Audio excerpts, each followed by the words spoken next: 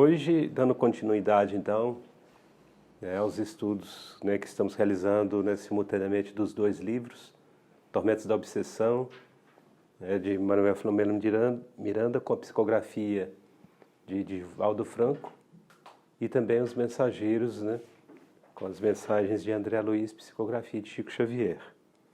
Hoje faremos o capítulo 5 do livro Tormentos da Obsessão, cujo título do capítulo é Contato Precioso. Nesse capítulo, ele vai nos trazer a história de Almério. É um médium que reencarna com a missão de uma mediunidade de psicofonia, e pelos deslizes que ele vem cometido, com relação muitas vezes, na realidade, tudo muito vinculado aos compromissos do pretérito. Então ele vai nos narrar onde ele falhou. Qual é o objetivo de tudo isso?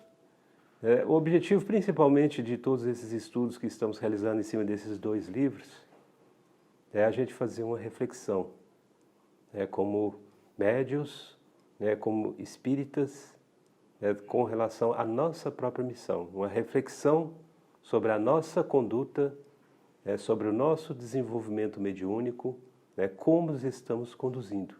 É essa mensagem que esses irmãos nos trazem, mostrando onde eles falharam. O objetivo é para que a gente não cometa o mesmo equívoco.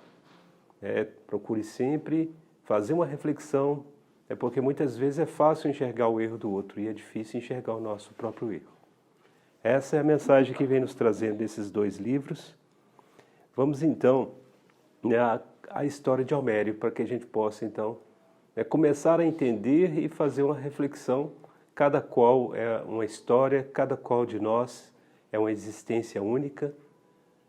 Então vamos tentar compreender o que se passa, até para a gente muitas vezes também até orientar e ajudar os nossos irmãos.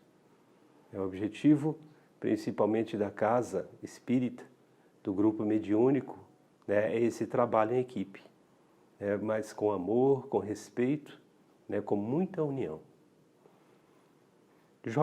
Almério, gentil e jovial, elucidou-me que houvera sido vítima de si mesmo, porquanto portador de mediunidade psicofônica, tivera ensejo de travar contato com a doutrina codificada por Allan Kardec.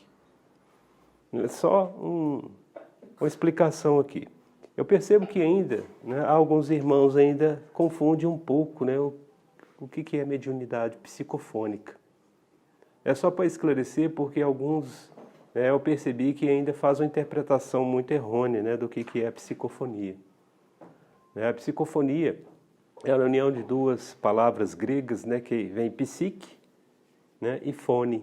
Psique é a alma, e fone é a voz, do grego. Então é a mediunidade cuja aquela que o médium transmite através da sua voz a mensagem do espírito. Isso é a psicofonia. Alguns vinham confundindo um pouco com clareaudiência, até com a própria clarividência. É bem diferente. Muitas vezes, obviamente, há médiuns que às vezes possuem as três mediunidades tudo junto. E ele deixa muito claro aqui, já logo no início, que ele foi vítima de si mesmo. Ele não está culpando ninguém, isso ficou muito claro para ele. Por mais a questão do obsessor, ele não está culpando o obsessor, e ainda fala que ele teve o ensejo ainda de encontrar a doutrina espírita. Então, recursos não faltou. E ele vai deixar isso muito claro ao longo de todo o capítulo, para que a gente faça uma reflexão, porque na hora que a gente atravessar as cortinas do tempo, chegarmos lá no mundo espiritual sem essa vestimenta carnal, não termos desculpa. Não há nenhuma desculpa a dar. Porque é igual ele coloca aqui, o tempo todo ele está sendo alertado, está sendo orientado, e não somente pelos irmãos da casa espírita, mas também pela espiritualidade. Um outro ponto, antes da gente aprofundar aqui os estudos, nós vamos percebendo, não somente nesses estudos, mas a cada reunião mediúnica, né, de atendimento aos espíritos, né, principalmente, né, os espíritos obsessores, e a gente vê que são espíritos altamente sofredores. Nós trazemos ainda muito da cultura, né, vamos falar de milênios, né, enxergando o espírito obsessor, né, como um espírito trevoso, um espírito mau. Não que o seja, tá? Mas essa visão, muitas vezes tão torpe, né, faz com que isso prejudique até o próprio atendimento. Porque, na realidade, como é que nós arrastamos isso? Isso desde a época, né, das religiões antigas, tratava-se até a questão de exorcismo. Né? As questões eram o quê? Expulsar os espíritos, né? Expulsar aqueles, né, os diabos. Mas a gente tem visto que, né, que são vítimas, né, da própria, né, união daqueles dois espíritos, né, no pretérito. Então, se hoje está como algoz, mas foi vítima no pretérito. E se tornando ainda dentro, né, da atitude que eles têm tomado, né, se aprofundando cada vez mais ainda, né, nos erros e nos comprometimentos perante as leis. Eu estou citando isso aqui porque muitos de vocês fazem o atendimento, não somente isso, mas até o próprio, né, médium que é o primeiro, vamos falar assim, enfermeiro, né, desse doente espiritual. Rapidamente, né, eu vou narrar aqui, né, foi até um atendimento que teve, e esse espírito estava muito revoltado. Né, na última encarnação veio num corpo feminino e teve, né, o seu filho roubado ainda no útero, e a revolta era muito grande com aquilo. E ocorreu por 2 vezes. No segundo, né, roubo que teve, a hemorragia foi muito grande e desencarnou. Então, transcendeu para o mundo espiritual com muito ódio, com muita revolta, né, e aí elucidando depois, né, o porquê tudo aquilo ocorreu, né, porque sempre há o convite da reparação pelo amor. Mas por negligência, por comodismo, vai postergando. Até que chegou o momento, então, né, para que se cumprisse, né, as leis, né, as leis de ação e reação, tudo aquilo que a gente semeia, a gente colhe.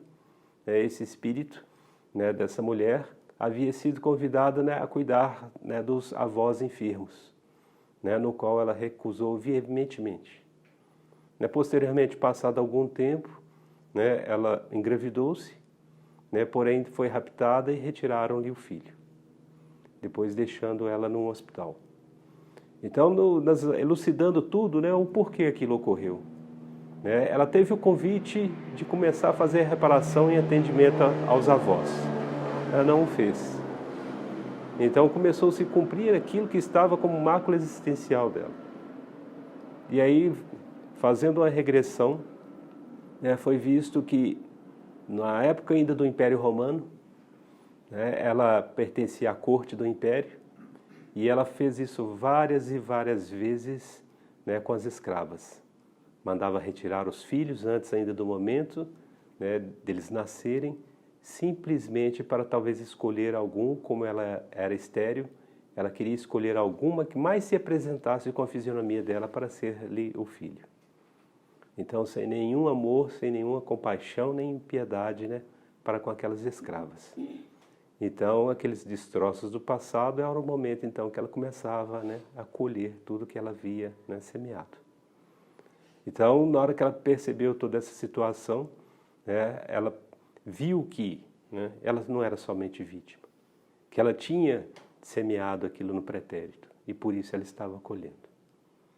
Como diz a própria irmã Estevânia, né, há muita injustiça no mundo, é verdade, né, mas ninguém está sendo injustiçado, não.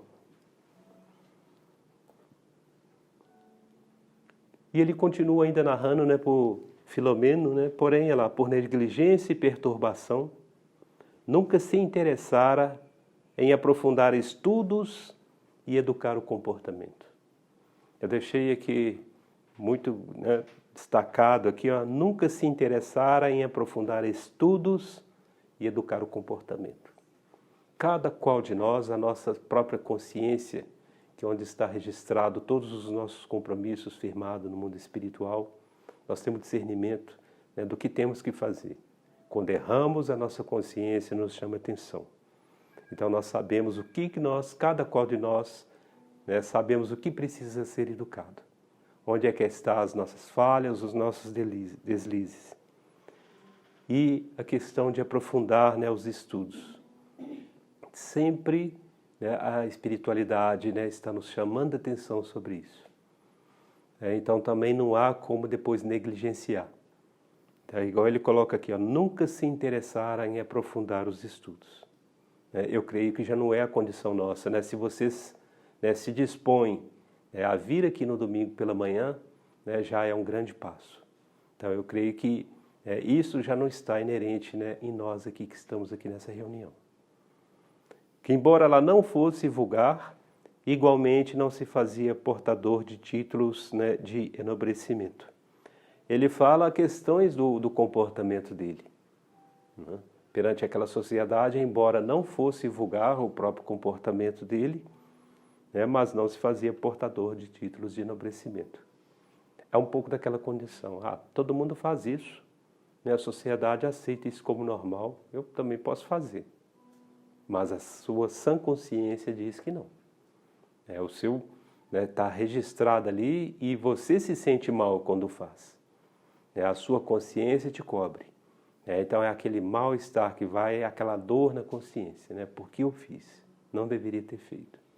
Se fez, né, vamos caminhar para frente. Não vamos ficar também remoendo aquilo que fez. Vamos corrigir, usar como uma lição, né, de aprendizado e não repetir novamente. Não se deve ficar também se martirizando, né, por esse equívoco cometido. E nada melhor que quando erramos, né, trabalhar intensamente, né, em algo que seja benéfico e útil, principalmente com relação ao próximo. Porque principalmente quando a gente trabalha com relação ao nosso próximo, né, com desprendimento, né, com abnegação, sem nenhum interesse, aí a gente consegue sublimar, inclusive, os nossos defeitos. Fui uma vítima a mais da própria leviandade no trato com os tesouros da vida espiritual, razão por que fui recolhido a este hospital.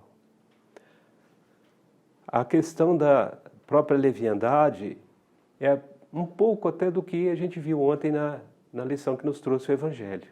Como estamos administrando, né, os tesouros que nos é concedido. Não é o tesouro, né, financeiro, não é o tesouro material, também, mas não é só ele. É o nosso tesouro da saúde, o nosso tesouro da mediunidade, né? Como estamos tratando, cuidando dessa mediunidade? Será que estamos cuidando dela somente no dia que a gente vem para a reunião? E fora da casa espírita, né, estamos esquecendo das nossas obrigações morais? Então é um pouco disso aqui que ele traz também aqui. Fui vítima da própria leviandade. Recordo-me que desde criança, vez por outra, era cometido de clarividências, detectando seres infantis que me acercavam em festa, convivendo com os mesmos por alguns minutos. Eu destaquei essa parte aqui, porque é para mostrar que mesmo porque muitos acham martírio a mediunidade, né, que só vai, né, presenciar coisa ruim, coisas nefastas, mas não, olha para você ver, mesmo ali na infância, né, vinham, né, os bons espíritos, certamente muitos deles, né, fazia, né, um próprio processo, né, de transformação, tá, tomando a forma de crianças, né, para alegrá-lo. Isso, né, o próprio Divaldo, ele comenta sobre isso, né, sobre aquele espírito daquele índio, né, um índiozinho que vinha sempre brincar com ele. Brincava ali por algumas horas, né, depois ia embora.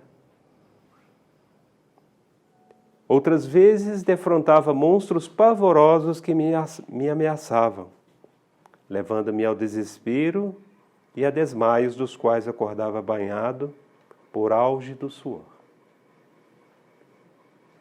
Então, nós vemos aqui já as questões, né, do comprometimento, do compromisso existencial. Tudo isso que ele está, né, já é indício da mediunidade e são o quê? São os cobradores. A presença, né, que se fazem ser vistos, né, como monstros pavorosos é para criar realmente, né, pavor, criar desespero. A partir dos 14 anos, distúrbios nervosos tomaram-me por certa periodicidade, fazendo-me tremer e quase convulsionar. Fui levado ao médico e após exames superficiais. Aí já está um indício lá, exames superficiais. Não houve um aprofundamento, né? Até um pouco, né, da própria negligência, né, no uso da medicina.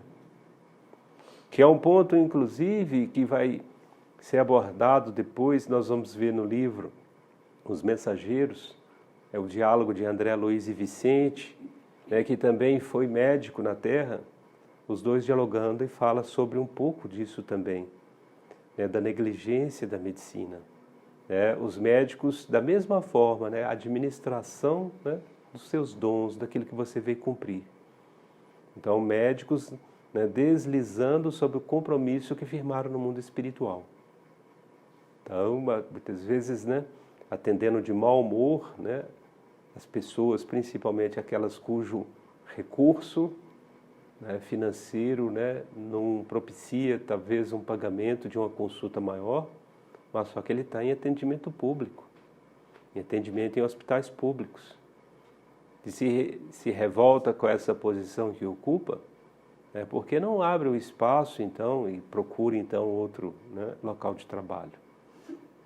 Mas o que ele está fazendo, né, contra ele mesmo, são o que está denegrindo toda aquela oportunidade de trabalho, de redenção que foi dada a ele. Mas esse é um outro capítulo de estudo que depois nós vamos ver nos livros mensageiros.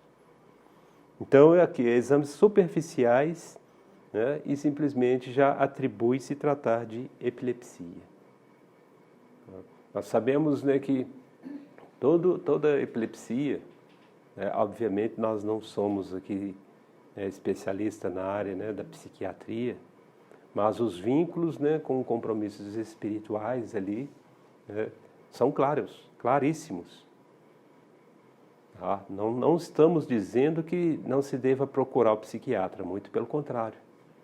Deve sim procurar, né, a medicina, porque a medicina é a concessão divina, né, do alto, que vem para nos auxiliar, nos amparar, nos socorrer.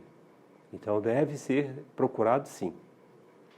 Mas não obstante a tudo isso, vocês vão observar aqui, uma vizinha da casa, né, uma vizinha nossa, sugeriu aos meus pais que me encaminhassem a um centro espírita, por acreditar que se tratava de um distúrbio no campo mediúnico, portanto, de uma obsessão que estivesse em processo de instalação. Então, mais uma vez, né, vindo socorro, vindo amparo da espiritualidade. Houve o laudo, a espiritualidade ficou aguardando as decisões, né, o caminho que eles iam tomar. Quando viu que a informação ainda não era precisa, né, utilizou o que é a vizinha, né, como um intermédio, né, para levar a mensagem, para levar o socorro. Então nós estamos vendo que não há depois como o espírito reclamar, ninguém me falou, ninguém me avisou. Não, está aqui. Nós intercedemos, comunicamos com a sua vizinha, dialogamos com ela no momento que ela estava em desdobramento espiritual e ela se prontificou a ir lá, né, conversar com seus pais. Então está aqui. A espiritualidade sempre, né, nos estendendo a mão, sempre nos ajudando e nos avisando. À primeira vista foi inesquecível, porque atendido carinhosamente pela diretora da casa, enquanto conversávamos, fui acometido da crise, facilitando-lhe o diagnóstico espiritual. Um outro ponto também que eu destaco aqui, por isso que eu separei esse parágrafo, é a questão do atendimento. Aqui ele cita, né, a diretora da casa, mas somos todos nós. Somos todos nós. No atendimento, no sábado, na quinta-feira, as pessoas, né, que chegam pela primeira vez, pela segunda vez, essa atenção. E isso fica muito marcante naquele que vem. Se ele tem esse acolhimento logo no início, ele já sente um conforto espiritual, né? Já sente um aconchego, um amparo. Porque normalmente chega, né, em situações, né, de desamparo, de desespero, de angústia, de tristeza profunda. Né? E se tem, né, esse acolhimento, né, vai ajudar. E olha que ele não esquece isso. Né? Ele deixa aqui, ó, a primeira vista foi inesquecível. Né? A primeira visita, né, foi inesquecível. Tá? Da mesma forma é com os irmãos desencarnados. Tá? Da mesma forma. Então, o médium, né, em primeira pessoa, também o orientador, né, está atento, né, com relação a isso. Ouvir, né, fazer o acolhimento. Obviamente, como o próprio Mestre Jesus nos disse, né, sede simples, né, como as pombas, mas prudente como a serpente. Ficar atento, né, para que a gente também não esteja sendo ludibriado, né, por espíritos, né, embusteiros, né, por espíritos zombeteiros. Após ser-me oferecida a terapia para o equilíbrio da saúde, que consistia em fazer parte de um grupo juvenil de estudos espíritas, a fim de que me pudesse iniciar no conhecimento da doutrina, após o que somente então me seria permitido participar das atividades mediúnicas. Então, a terapia inicial, que é os estudos. O porquê, né, a necessidade dos estudos? Porque muita coisa que nos vem, os livros vão estar nos esclarecendo. E aí nós vamos o quê? Desmistificando aquilo que a nossa própria mente muitas vezes aumenta. Tá? A questão, inclusive, dos espíritos, né, que se apresentam, né, de formas monstruosas. O médium, né, se ele pegar o livro dos médios, né, e fazer esse estudo, ele vai ver que logo nos primeiros capítulos ali, Allan Kardec, né, traz isso, né, essa transformação que esses espíritos impõem. Então, sabendo disso, não há o que temer, não há o que apavorar. Está sendo desmistificado ali, né, que é transmutação, que é uma máscara que ele está colocando ali, ó, aquele espírito. Então, sabendo disso, a gente, né, tem que manter a serenidade, né? Nós já temos conhecimento, né, que a prece, né, é um lenitivo, vai desmascarar aquele espírito. Né? Aquela máscara dele vai cair.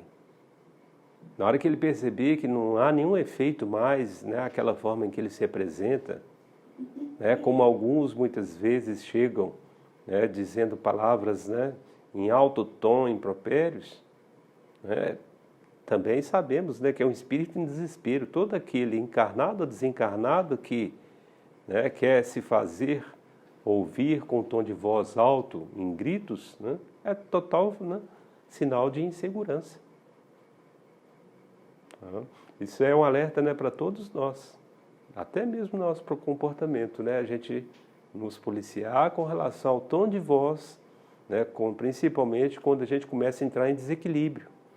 É natural muitas vezes que a gente, né, fique um pouco, né, nervoso, um pouco magoado com os acontecimentos, mas a gente tem que tentar policiar isso, esforçar, enxergar em que nós, né, estamos nos transformando. Não deixar que aqueles vícios do pretérito, né, tomem espaço novamente.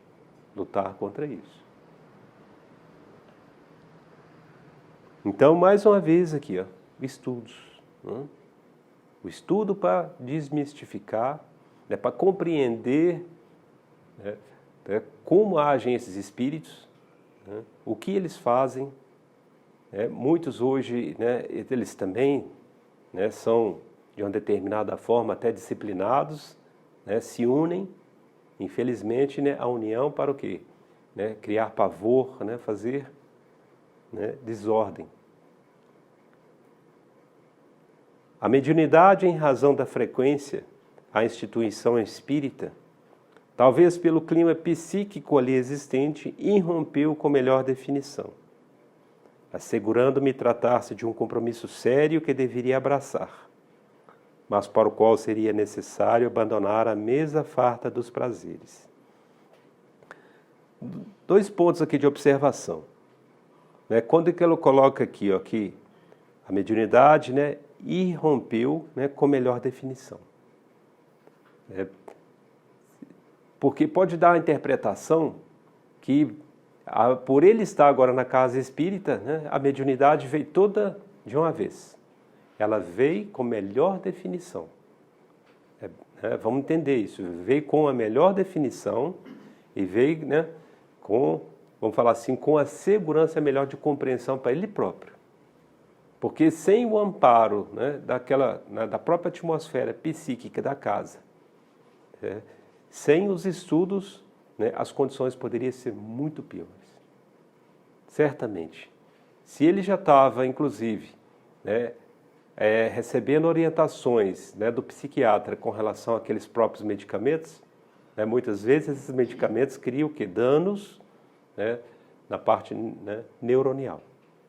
E às vezes, né, alguns até irreversíveis. E aí ele ficaria o quê? Um completo, né, dependente, né, dos químicos. Não que seria, né, uma pessoa, vamos falar assim, né, normal. Seria talvez uma pessoa normal, mas com a dependência muito grande, né, desses medicamentos. Então, levaria uma vida, talvez assim, entre aspas, normal, mas totalmente dependente, né, dos medicamentos. Mas, e aí as outras condições, né? A questão psíquica. Talvez, né, à vista de muitos, ele poderia levar uma vida dita normal, mas a pessoa introspectiva, a pessoa fechada para o mundo, né, numa tristeza interna profunda. Isso é uma explicação, né, o porquê disso. É o porquê dessas causas. Muitas pessoas vai assim até um determinado ponto, depois não suportando mais, né, comete o autocídio.